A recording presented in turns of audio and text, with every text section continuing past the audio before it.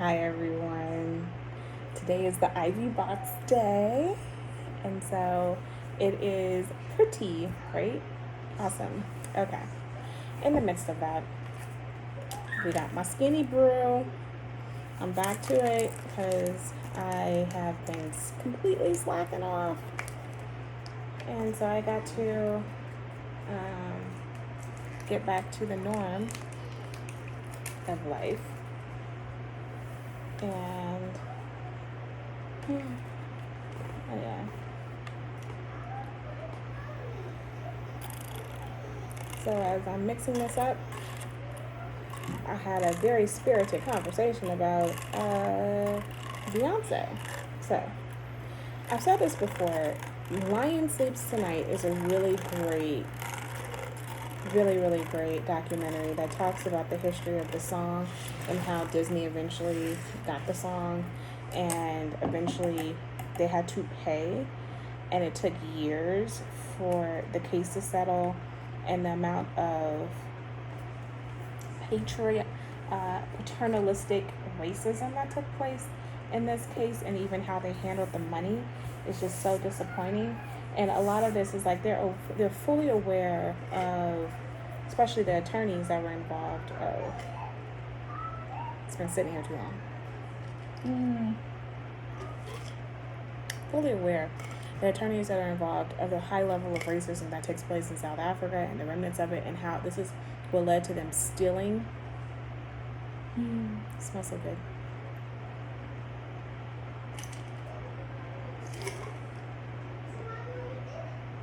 Stealing the song, which led to the thievery that we are now involved in when it comes to how much money they made off of the song with Lion King.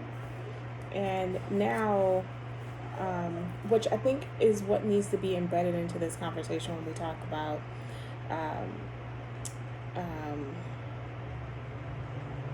Beyoncé doing this album in the first place. So this album has been out for a year. It seems like nobody really has bought the album. I mean, when it did drop, people were excited about the fact that she sung Brown Skin Girl. Like, so that became a pretty popular song. But it seems like when this video came out, which, I mean, I guess they're calling it a video, but I mean, it is an hour and 25 minutes long. So to me, I think this is much longer than Lemonade. I don't know. Don't quote me.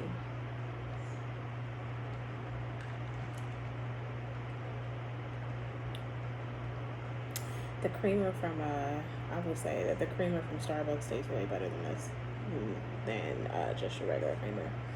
So FYI,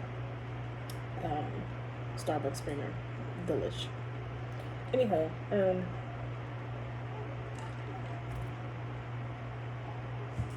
when we talk about Beyonce's album, I think we need to be into a context of how interesting this album is, and that it seems to be Disney's version of reparations.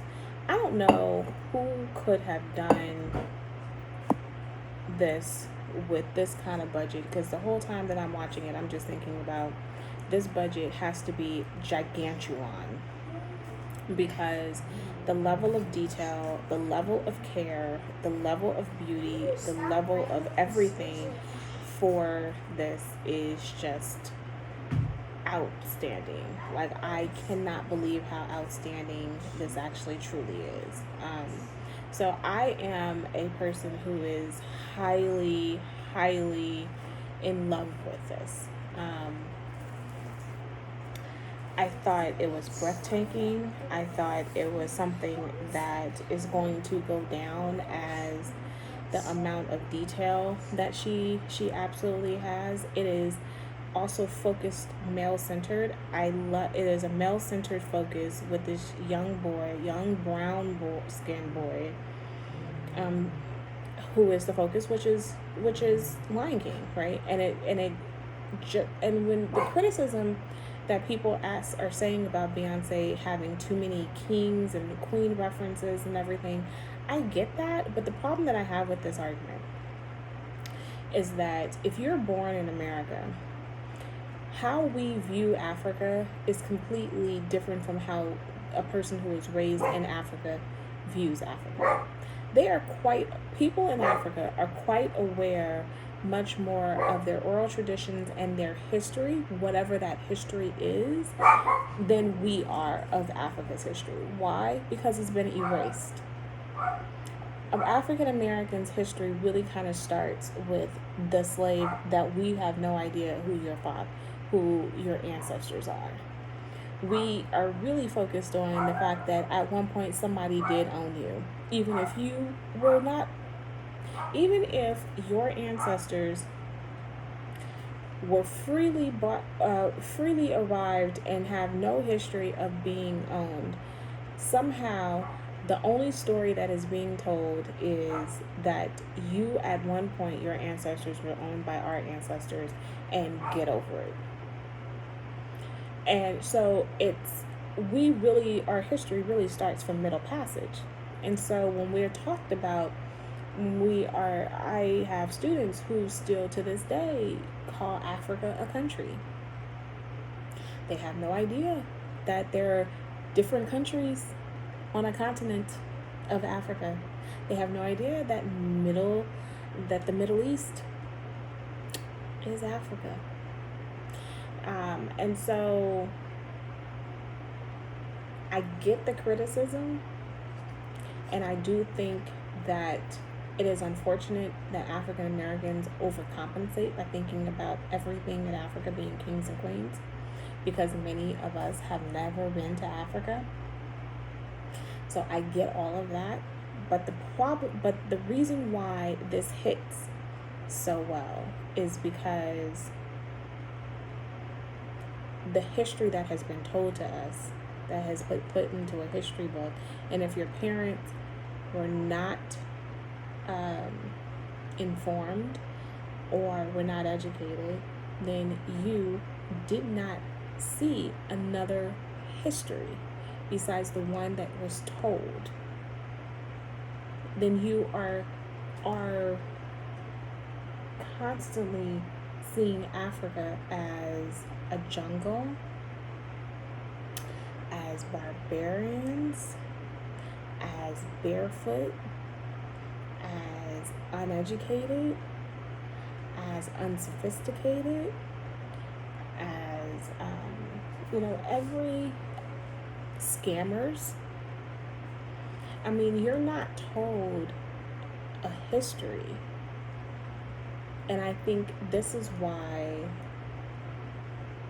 a Beyoncé taking such, it seems like she's at this point where she is an ode to, I'm going to find myself. I'm in a journey with myself. I'm trying to discover who I am. I'm trying to connect, now that I'm a mother, now that things that didn't really faze me when I'm single, no kids, such as like telling the correct history, teaching my children the direct and correct knowledge. Those things didn't faze me now, but now that I'm a mother, all that stuff phases me. The whiteness of the curriculum bothers me, and I'm here to tell truth. And it seems like, and then also, I'm also here to launch different people into different platforms, such as I am quite sure that Africans, people all over the continent of Africa, is aware of African American music. They may not know it to the deeps and the depths as us, but I am quite sure that they are familiar with our artists. But I am quite aware that most African Americans have no idea one South African artist or a South African dance. And so when you have a person like a Beyoncé who can put them front and center, their dance, their version of hip hop, their version of music, their version of culture, their version, which is distinctly different. It's not to say that it's not connected, but it is different than African American. That's a big thing. And so to me, the blatant disregard and to say that she's in it for profit, of course she's in it for profit. It's called capitalism. But she didn't have to make it. And I think that, and then even the phrases, when she said, if you don't know who you are, if you don't know who you are, then how can anybody else begin to know you?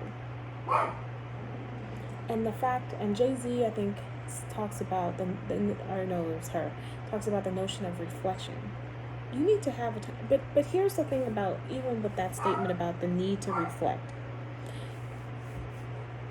Reflection costs money. When you work a bazillion hours, like currently, I feel like I'm pulling, my hair is going crazy, and I'm about to pull this into a ponytail because it's that hot, and I'm gotta get back to work. When you're working so much, you don't have time to reflect. Reflection is a luxury. And I think that is so interesting. And that is not a criticism. That is just a statement of fact that reflection tends to be something that we love to do in academics, right? We love to talk about reflection, and I have my students reflect all the time. And one of the reasons I have them reflect is because I know that in the space of my class, they may not reflect outside of class, and you don't have time to reflect as much. And then maybe COVID-19 is a great moment to get people to start reflecting, because this is a time where you can think. I have so much time to possibly think, but sadly, I like to think in the car when I'm driving, because I typically drive a lot. I'm alone.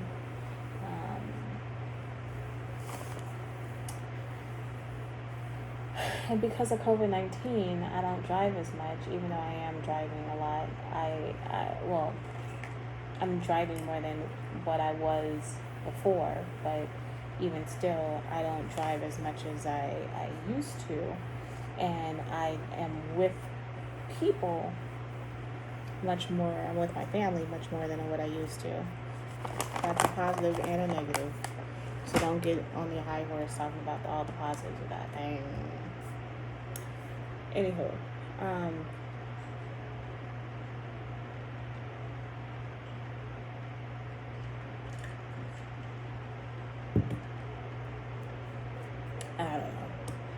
It's a little,